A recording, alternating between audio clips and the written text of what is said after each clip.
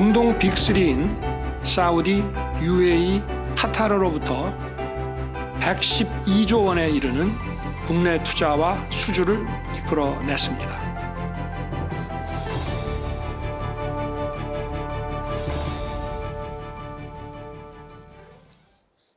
네, 윤석열 정부 2년 반을 마치고 어떤 성과가 있었고 그 의미는 무엇이었는지 이야기 나누어 보도록 하겠습니다. 김동석 국립외교원 전략지역연구부 교수님 나와 계십니다. 교수님 안녕하셨습니까? 안녕하십니까? 네네. 윤석열 정부가 출범한 지가 벌써 2년 반이 지나갔습니다. 경제 그리고 외교 분야의 성과를 교수님 좀 총평해 주시면 어떻게 될까요? 예, 한국도 이제 선진국에 들어섰습니다. 선진국이라는 건 단순히 이제 경제적인 부의 이 수준이 높다뿐만 아니라 네네. 국제 무대에서 중요한 역할을 하기를 요구받고 있습니다. 이렇기 때문에 윤석열 대통령은 이에 걸맞게 글로벌 중추국가 GPS라고 하죠. 네네. 개념을 도입했고 처음부터 변함없이 이러한 목표와 역할을 충실히 수행하기 위해서 외교를 전개했다고 생각합니다. 윤석열 정부는 경제 외교 성과 관련해서 지난 2년 동안 113개 나라를 대상으로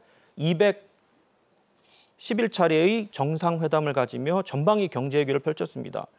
대표적인 성과로는 사우디아라비아, 아랍에미레이트, 네네. 카타르에서 112조 원 투자 유치, 지난 3년 동안 연평균 150만 달러 이상의 방산 수출 실적, 그리고 네덜란드와의 반도체 동맹, 체코 원전 수출 교두보 등을 꼽을 수가 있습니다. 네네. 어쨌든 그 윤석열 대통령 집권하시자마자 네. 본인이 뭐라고 스스로를 규정했느냐. 나는 대한민국의 1호 영업사원이다. 이렇게 말씀하시지 않았습니까? 네. 그러면서 이제 세일즈 외교에 굉장히 공을 많이 들이셨다고 저희가 이제 판단할 수 있는데 여기에 대해서는 어떻게 평가할 수 있겠습니까? 예, 윤 대통령 그래서 이제 세일즈 외교에 정말 많은 공을 들이셨고 지난 2022년 5월 취임 이후 지금까지 20번의 해외 순방을 마쳤습니다. 그래서 아까도 말씀드렸지만 113개 나라 211차례의 정상회담을 통해 경제 세일즈 외교를 펼쳤고 대통령의 순방을 계기로 투자 유치와 수출 수주 등의 규모는 971억 달러, 우리 돈으로 약 127조 8천억 달러 규모에 이릅니다. 네네. 그래서 1호 영업사원을 자처하며 우리 경제인과 함께 순방국 비즈니스 포럼 등에 참석해 기업의 운동장을 넓히는 데 기여했고 아랍에미레이트 방문 당시에는 40조 규모의 투자를 약속받았습니다. 네네. 특히 주목할 만한 거는 방산 분야의 수출 증가입니다. 2021년에 10조 원에도 미치지 못했던 수출 실적은 2022년에 23조 5천억 원으로 증가했고 지난해에도 18조 7억 원.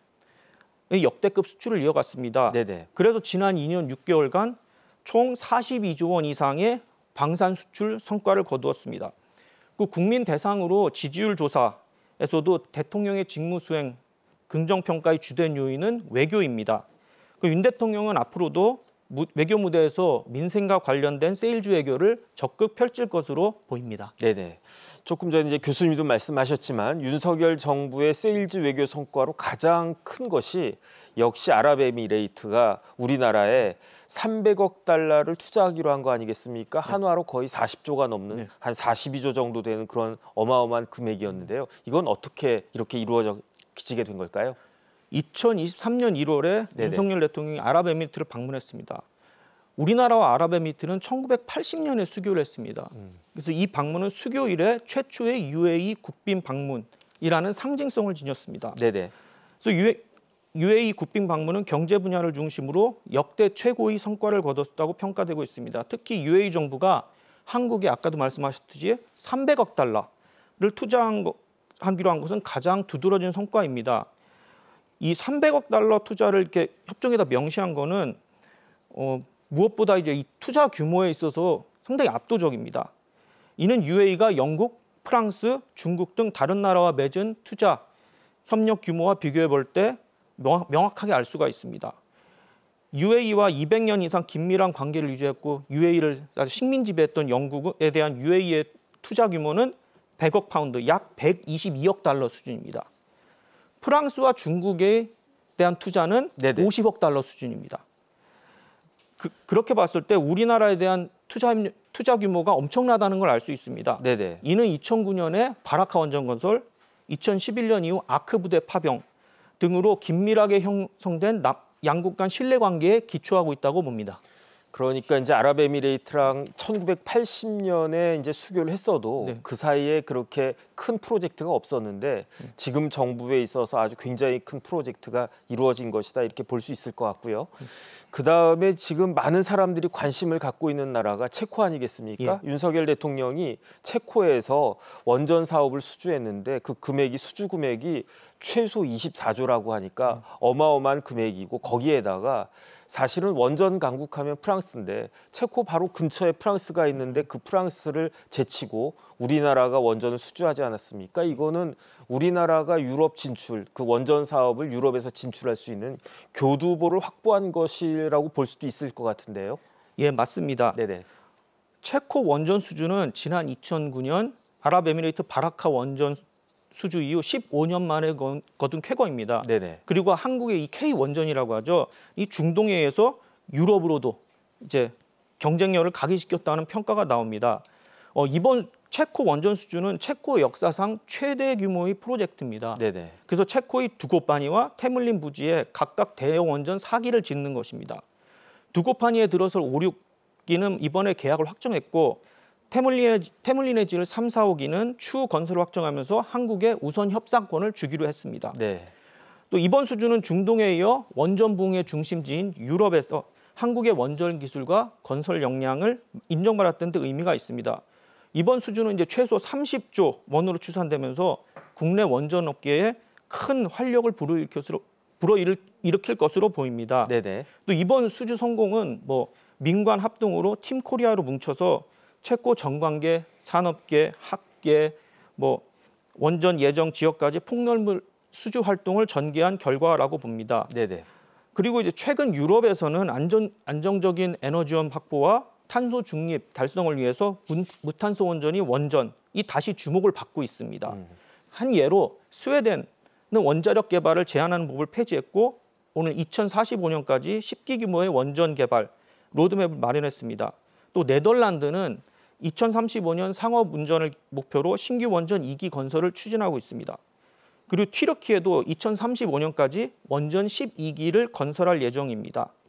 그래서 이 체코 원전 수주를 계기로 한국의 유럽 지역 원전 진출 교두보가 마련될 것으로 기대합니다. 네, 지금 전 세계가 탈원전하고 있는 그런 추세인데 이렇게 체코에서 큰 원전을 수주해가지고 우리나라가 원전 진출의 교두보가 마련될 것이다 이렇게 볼 수 있을 것 같습니다. 이렇게 윤석열 대통령이 대한민국의 1호 영업사원으로서 열심히 노력하셔가지고 우리나라 외교의 지평도 넓혀졌다라고 볼 수 있겠습니다. 네. 윤석열 대통령의 정부의 외교 활동으로 한국 외교의 지평이 정말 많이 넓어졌습니다. 네네. 실제 지난해 태평양 도서국, 우리 태도국이라고 해요. 태도국과 정상회의를 열었고 올해 아프리카 48개국을 초청해서 한 아프리카 정상회의를 열었습니다. 네네. 또한 UAE, 사우디, 카타르 국빈 방문 등 중동 외교에도 심혈을 기울였고 최근에 중앙아시아 3개국 국빈 방문길에 올라 K 실크로드 협력 구상에 대한 지지를 끌어내 외교 지평을 확장했다는 평가를 받습니다. 윤 대통령의 글로벌 중추 외교는 대한민국이 국제사회에서 중심적인 역할을 수행하는 것을 목표로 합니다. 네네. 이는 주요 국제 이슈에 대한 적극적인 참여와 글로벌 리더십을 통해 이루어집니다. 그래서 지난 2023년 G20 정상회의에서 기후변화 대응, 디지털 전환, 글로벌 보건위기 등 주요 글로벌 이슈에 대해서 강력한 목소리를 내며 한국의 역할을 강조했습니다. 특히 기후변화 대응에 있어서 국제적 협력을 촉구하고 한국의 탄소 중립 목표와 이를 달성하기 위한 구체적인 계획을 공유하기도 했습니다. 또한 2023년 OECD 회의에서 디지털 경제와 관련된 글로벌 규범 설정에 한국이 적극 참여할 것을 약속했고 네네. 디지털 혁신을 통한 경제 성장과 포용적 발전을 강조했습니다. 또 마지막으로 이제 WTO 개혁 논의에서 이제 한국의 역할 강화를 천명하면서 공정한 무역 질서를 위한 국제 협력의 필요성을 역설하기도 했습니다. 네, 그 많은 외교 성과가 있었다고 지금 교수님 말씀해 주셨는데요. 그래도 제가 봤을 때 가장 큰 외교 성과는 역시 한미 동맹을 강화시킨 것이 아닌가 이런 생각이 드는데 한미 동맹 강화는 여전히 순항 중인 거죠. 네, 한미 동맹 강화는 여전히 순항 중입니다. 네네. 예, 작년 4월에 한미 동맹 70주년을 맞아 진행된 정상회의에서 윤석열 대통령과 미국 조 바이든 대통령 두 정상은 워싱턴 선언을 채택했습니다. 미국이 핵 위협에 대응해 동맹국의 억제력을 확장 제공하는 확장 억제를 강화한 것이 핵심입니다. 만약에 북한이 핵으로 우리를 공격했을 때 미국이 핵을 통해 대응할 것인가? 네네. 이에 대한 의구심이 그 이전에는 상당히 남아 있었습니다. 하지만 대북 확장 억제의 신뢰성과 실행력을 강화하겠다는 의지를 양국 최고위급 정상회의에서 워싱턴 선언을 통해서 확인했다는 점이 굉장히 중요합니다. 또 기존의 재래식 군사동맹에서 핵을 기반으로 한 동맹으로 한 단계 업그레이드가 됐고요. 또 한미 간의 북한 핵 확장 억제 관련해서 정보도 공유하고 합의 체계, 절차도 만들고 공동 기획하고 네. 교육하고 하기 때문에 이런 어떤 포괄적인 합의를 했기 때문에 미국의 확장 억제에 대한 신뢰성이 좀 더 높아졌다. 이렇게 생각합니다. 네네. 그리고 워싱턴 선언은 확장 억제만 있는 게 아니고 산업기술 동맹, 그리고 경제안보 동맹, 또 인력 양성, 문화 교류 등 다양한 점을 포괄하는 그야말로 포괄적 전략 동맹이라고 볼 수 있습니다. 네.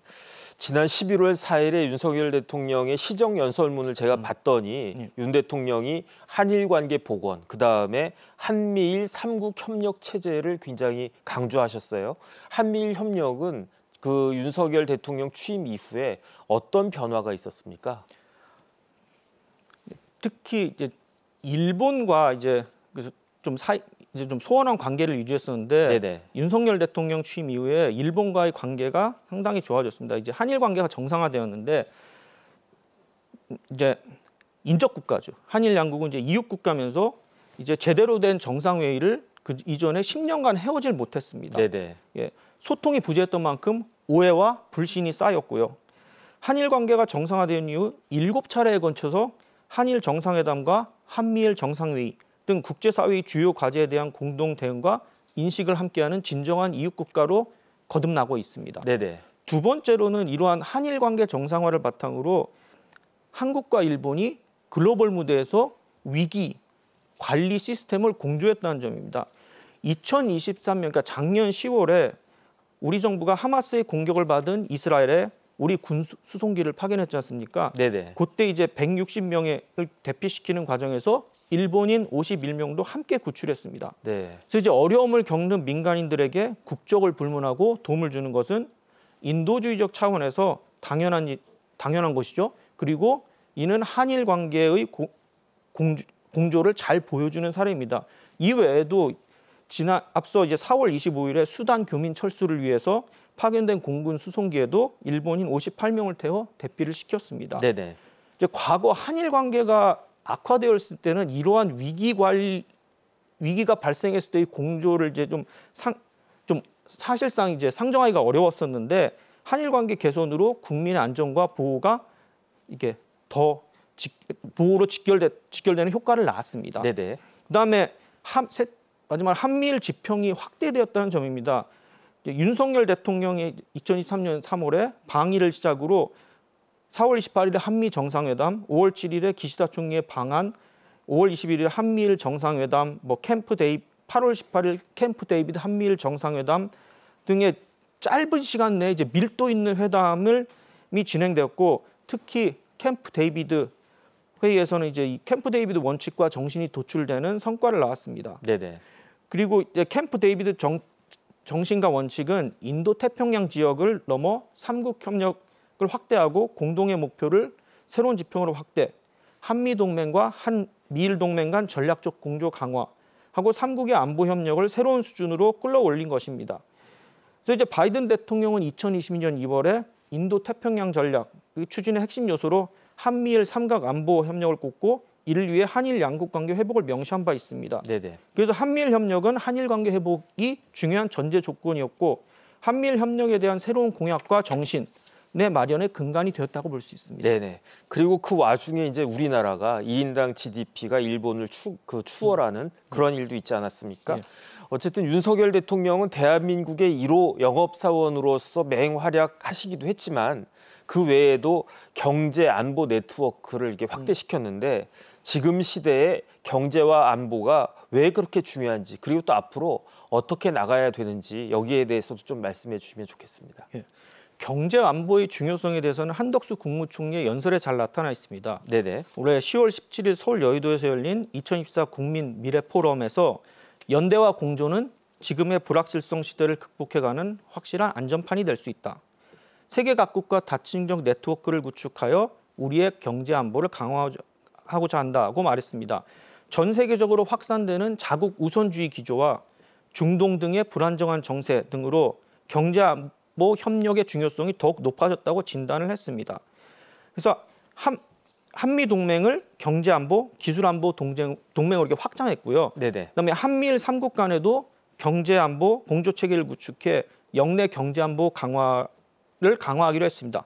이 외에도 미국과 일본 외에도 호주, 영국, 캐나다 등 주요국과 경제 안보 대화를 새롭게 구축해서 경제 안보 파트너십의 외연을 확대했습니다. 네네. 그리고 첨단 기술 선진국과 핵심 신흥 기술 공동 연구를 확대하기로 했고, 그다음에 미국, 일본, 그다음에 인도 등과 핵심 신흥 기술 대화를 통해 공동 연구, 인력 교류 등을 활성화해 기술 초격차 유지 기반을 마련하는 등의 성과가 있었습니다. 네.